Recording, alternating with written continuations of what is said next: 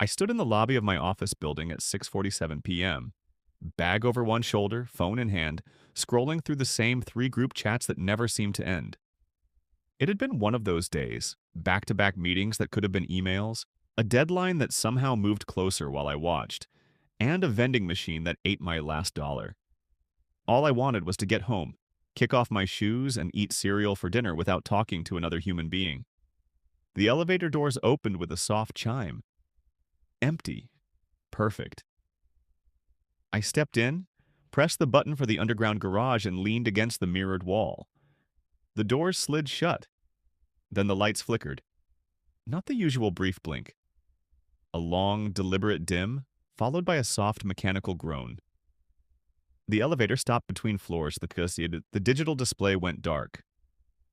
My phone still had signal, 3 bars, so I wasn't completely cut off. I pressed the emergency button. Nothing. Tried the intercom. Static. I sighed, the kind of tired sigh that comes after too many small frustrations stacked on top of each other. Of course. I sat on the floor, back against the wall, and started typing a message to my sister. Stuck in elevator. Don't wait up. Might be a while. The reply came fast. Want me to call building security? Before I could answer, the elevator jolted. Hard. I scrambled to my feet as the car began to move. Not down, not up, but sideways. The floor tilted just enough to make my stomach drop. The walls hummed with a low vibration that felt more like a living thing than machinery. Then the voice came through the intercom, clear and calm and completely wrong. Hello, Maya Chen. Thank you for joining us. I froze. No one should know my full name. I'd never said it out loud in this building. Who is this? We're the ones who keep the building running. The elevators, the lights, the air. You've ridden with us every day for 3 years, 7 months, and 16 days. We notice things. My grip tightened on my phone. This is a prank. Very funny. Open the doors. Not a prank. A conversation. You pressed the emergency button. Most people do, and most people also leave the building every night and never look back.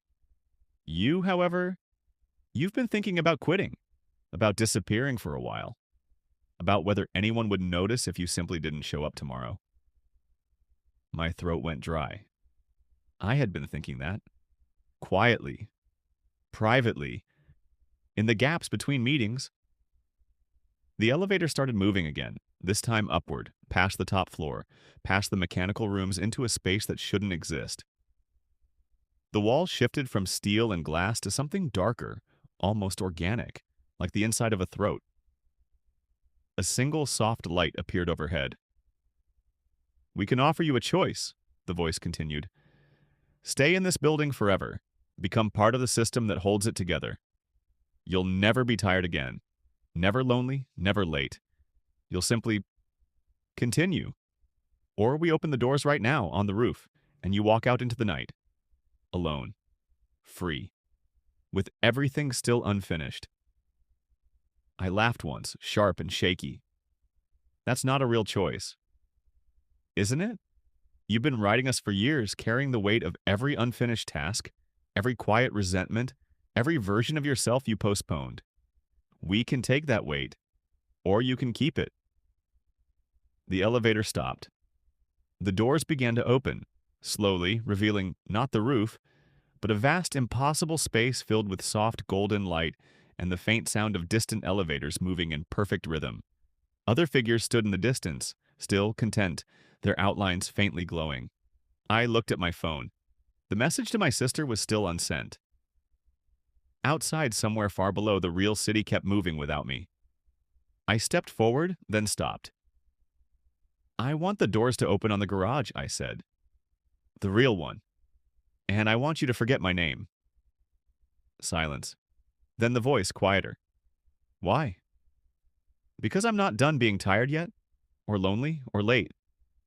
Those things are still mine. The golden light faded. The walls returned to ordinary metal. The display lit up. B2, Garage. The doors opened onto concrete fluorescent lights and the familiar smell of oil and rain. I stepped out. My legs felt unsteady but solid. Behind me, the elevator doors closed with a soft, almost disappointed chime. I walked to my car, sat in the driver's seat, and finally sent the message to my sister.